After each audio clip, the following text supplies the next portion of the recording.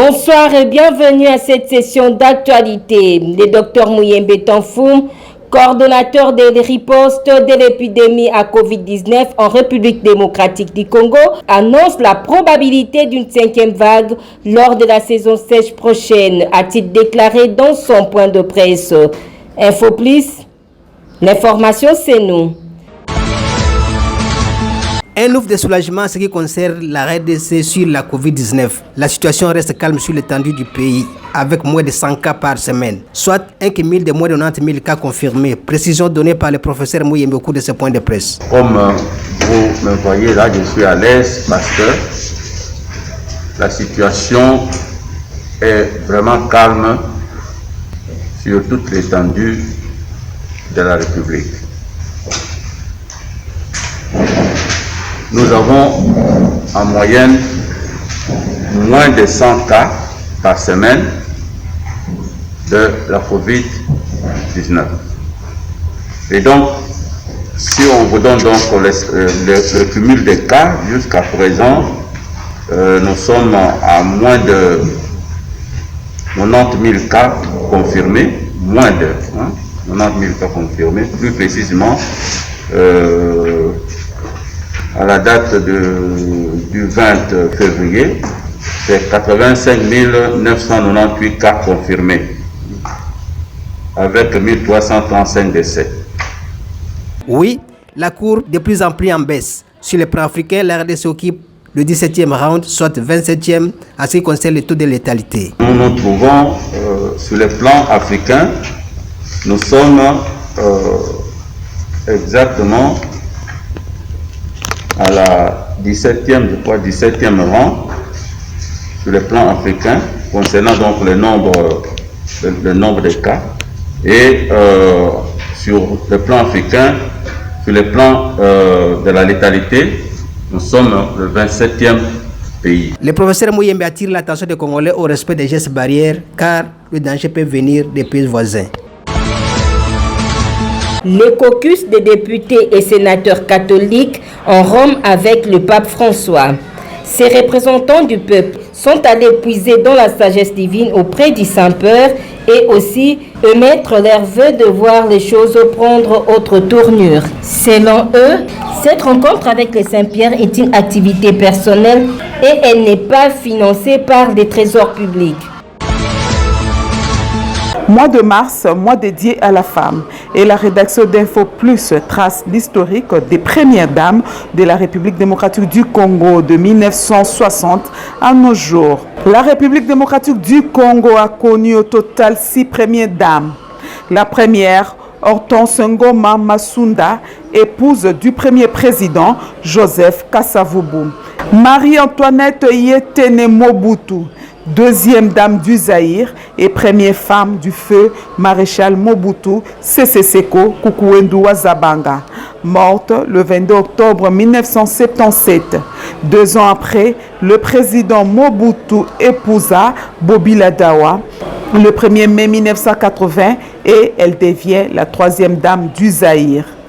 Mama Sifa Mahania, épouse de Mouzé Laurent Désiré Kabila, 4e dame de la RDC. Marie-Olive Lembe Kabila, 5e dame et épouse de Joseph Kabila, fondatrice de la fondation Mama Olive.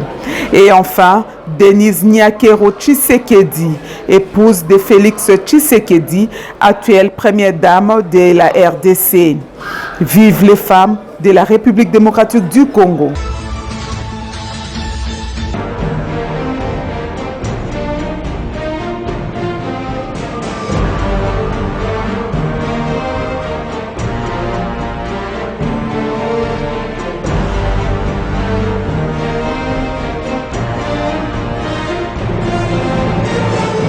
Bonsoir. Les États-Unis d'Amérique s'engagent pour des investissements de haut niveau en République démocratique du Congo, titre le potentiel en grosse manchette.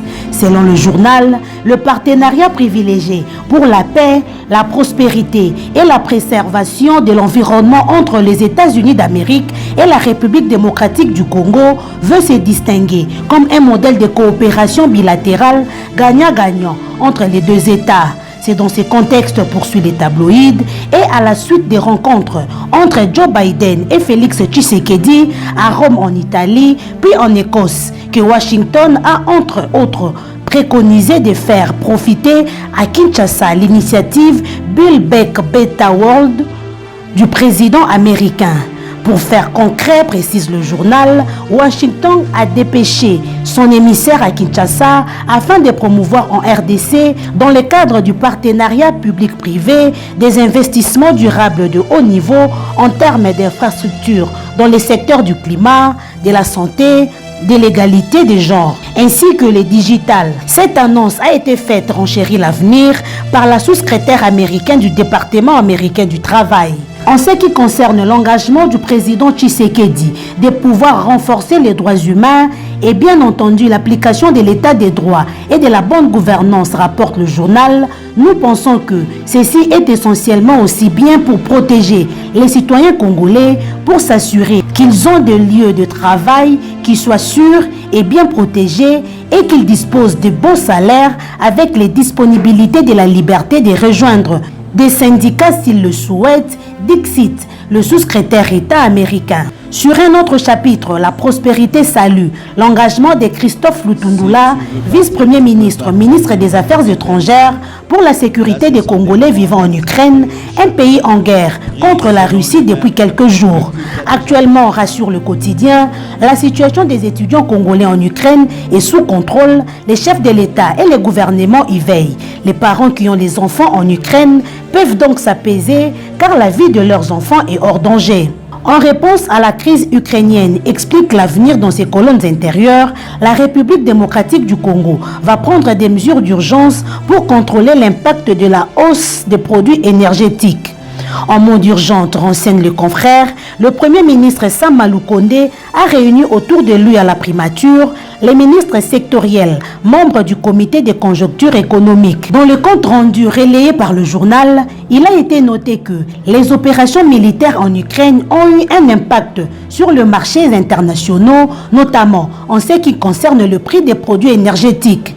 Au niveau national, complète les tabloïds, la situation est en revanche sous contrôle malgré l'impact négatif de la hausse de ces prix énergétiques. D'autre part, la tempête des tropiques s'intéresse à la grogne qui prévaut à l'enseignement supérieur et universitaire, secoué par la grève des chefs de travaux et assistants.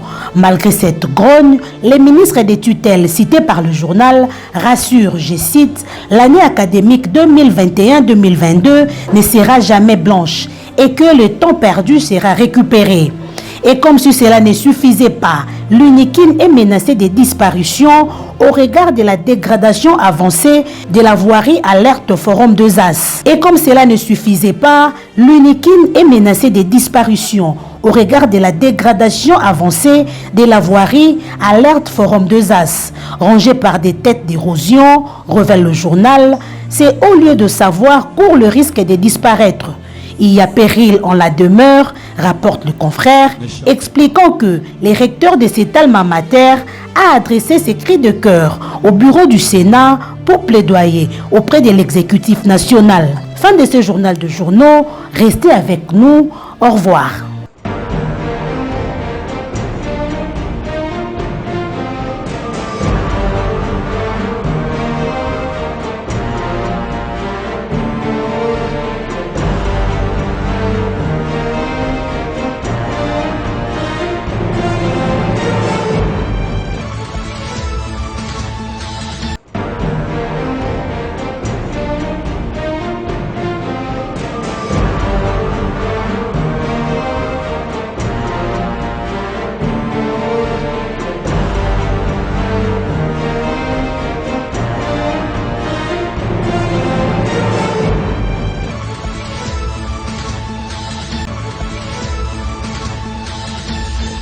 Le docteur Muyembe Tanfoum, coordonnateur des ripostes de l'épidémie à Covid-19 en République démocratique du Congo, annonce la probabilité d'une 5e vague lors de la saison sèche prochaine, a-t-il déclaré dans son point de presse.